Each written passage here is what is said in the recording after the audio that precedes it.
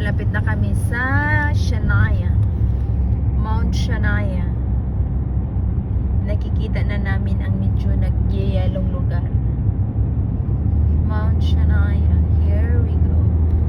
Yung puti na yan. Yes, yung puti na yan. Isno yan. Isno yan. Kakainin daw namin ang snow ni Minerva. Titikman daw namin nung magagawa daw kami ng shake. Gagawa kami ng shake dyan.